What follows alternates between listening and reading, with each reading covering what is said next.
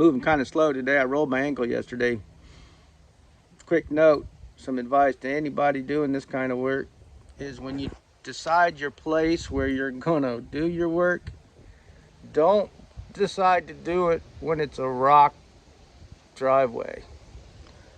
Nothing but a pain in the ass. I've got more bruises, more bangs and scrapes off of rocks crawling around in these damn rocks than anything else. So we're installing the new water tank, and we found a great place for it under the bus. After I got it all ready and realized it's really close to the muffler, and I don't want the heat to melt the water heater, so I'm going to create a heat shield to protect the water tank from the heat of the muffler.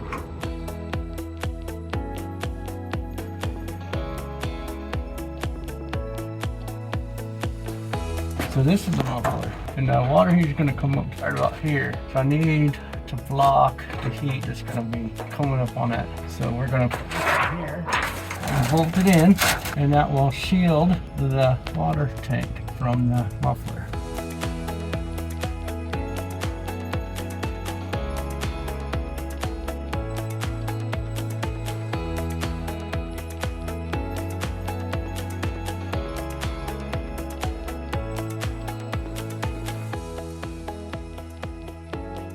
So we just hung the water tank, put on lock washers to keep it from coming loose later.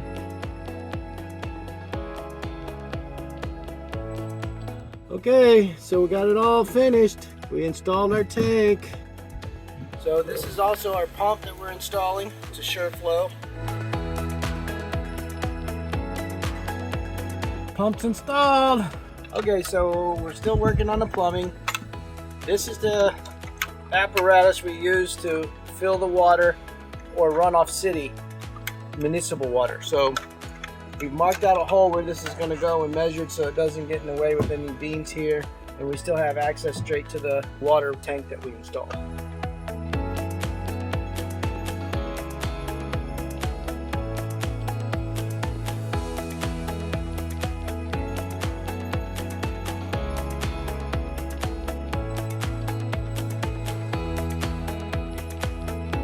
So we're going to have two choices of water. We have municipal hookup, and then we have our tank. And if we're hooked to the municipal water, the water comes in under pressure. And when it comes in on pressure, it comes out here and goes through this way, and there'll be a check valve here so it doesn't go back into the tank, and it only goes to the coach. Then if we're hooked to just using the water of the tank, we won't use the city water. The water will come out of here and go into the pump, out the pump, through the check valve, and into the coach. So to get into the container, you fill in this other hole. So it comes in this hole and goes up to here, which is our fill hole. So we'll run a pipe from here to fill this. And as the water comes up, the air will be pushed out this hole, and this hole will be connected to this air vent. So the air will have somewhere to go. And once it's full, it'll spit out a little water there and let you know that it's full. This one is for the drain, so if we want to drain the tank.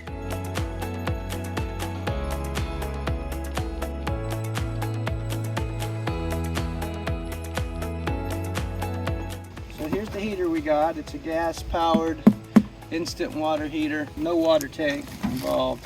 This is the mounting bracket. This is the heater itself. In the back we've got a hot out, cold in, gas, and battery power. Pretty simple. It's a really nice unit. Comes with the control that we wire inside.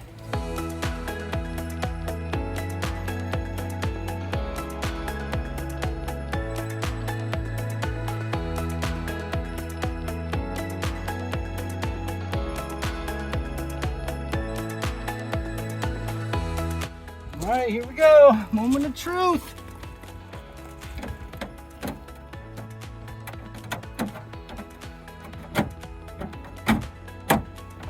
Look at that. Custom fit, baby. Okay, there she is, all installed. I've got the hot water outlet here, which goes to the back, and we'll split off and go to the other side of the sink for the shower. And then this is a pressure release valve. So if the pressure builds up too high, this will blow by. And this is our cold water inlet coming from the pump or the city water, whichever one's running at the time. Okay, so now we're installing the faucet, getting it ready so that it can take the plumbing. So here's the piece of wood that we're mounting to. It'll be like this. So next I have to drill the holes to go through this piece of wood and then attach my plumbing to the end of these. There you go. All I need to do is get the right connector elbows there to connect those two together, and we're in business. We are gonna be working on trying to find how we're gonna put our propane tanks on the bus so we can run our fuel lines. Right now, the plan is to remove the AC unit that was previously installed on the bus and then use that area to put propane tanks. And then once we centralize that, we'll know where to run our lines from. So this is what we're looking at. Here's the AC unit. It's already been disconnected from the floor when we redid the flooring. It's just held on by these front brackets. So we have the grates removed. I should be able just to kick this loose. It should fall right down. So there she is, all down and removed. Now the hard part, here's the AC unit that was in there.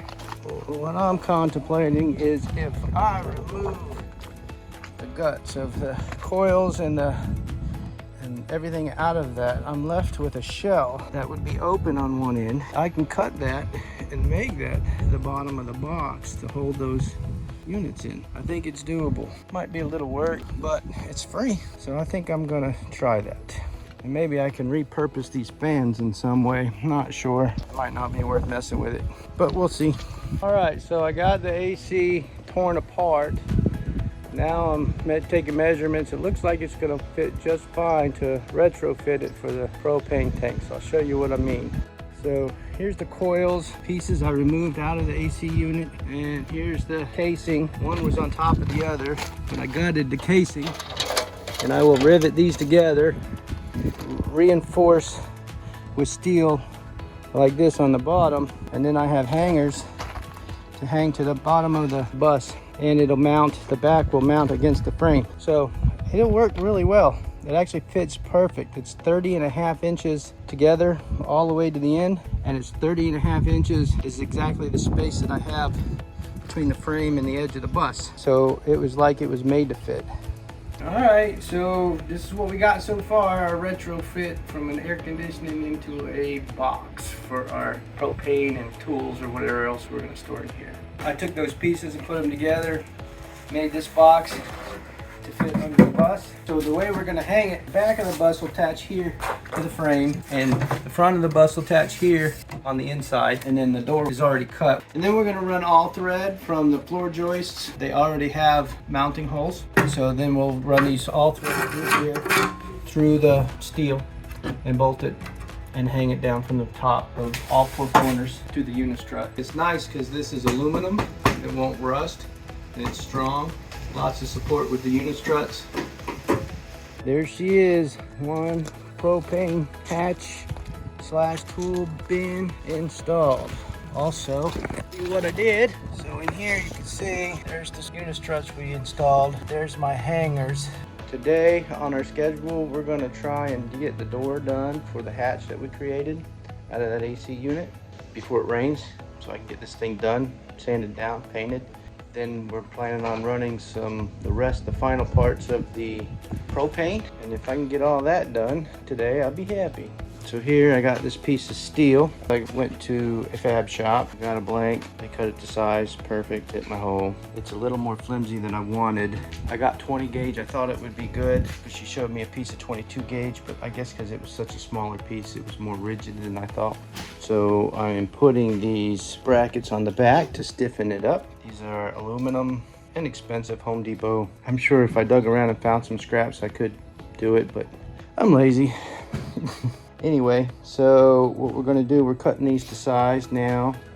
I'm using my angle grinder to cut them, and then we're gonna rivet them to this piece of steel, because this is aluminum to steel, and riveting will be fine. It's just for stiffening it up. It's not really for anything else.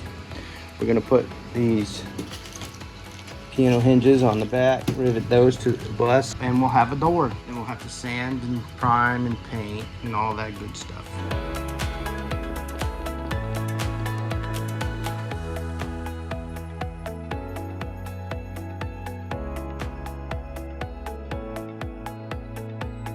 we're sanding down, getting rid of this little bit of rust, hitting it with a 220, and then we're gonna hit it again with a 440 sandpaper, then clean it up and paint it. Okay, there she is, all cleaned up, sanded, cleaned off with mineral spirits, ready for priming and painting. Okay, one door for our hat. Well, I still gotta put hinges on. I gotta go test, dry fit it, make sure it fits, see how I'm gonna hinge it. That's next. Okay, there she is, all painted. This will be in here. So that's in here. So this one goes there, one goes there, and then there'll be a bar.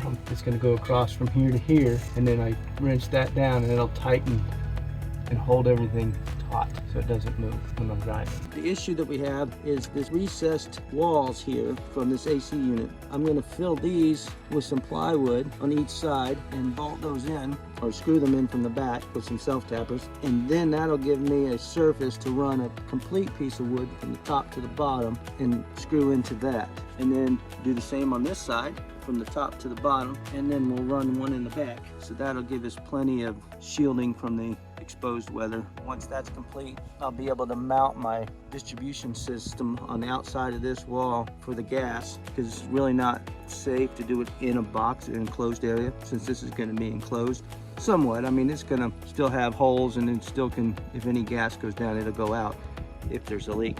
But it's safer for me if I put the manifold on the outside. Also, if I have time, I want to re-engineer this door a little bit. If you notice rivets here, which I put in backwards because I wanted it to sit flush because of the hole that was already there from the AC unit. You know, it goes down and the rivets would hit it. Well, the heads are still hitting, and I mean, it's okay, but it doesn't, I have to push it closed because it's torqued behind these. So what I'm going to do is I'm going to come up here and cut this out right below the hinge so it'll sit flush. I mean, there'll be a hole there. This won't be in the way anymore. And when it's not in the way anymore, then I can just drill out these rivets that I installed one by one and flip them around and put that part in, and then the head will be out like this one. It'll just look nicer. We're gonna try and finish up this box today. I need to install some wood around the box to block it off from weather, debris blowing up from under the vehicle, all that good stuff. Okay, so I have the two blocks installed there. Now I got the sides cut, that'll screw into those blocks. I got the sides put in.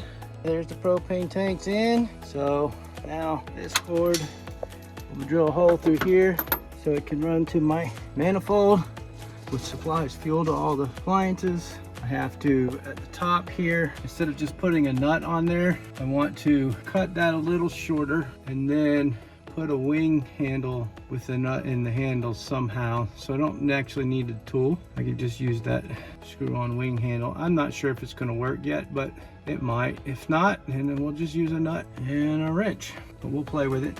Okay, that's another day on the bus. It's really coming together. Be sure to like and subscribe and click that bell to get notified the next time we load a video. And we'll see you on the journey.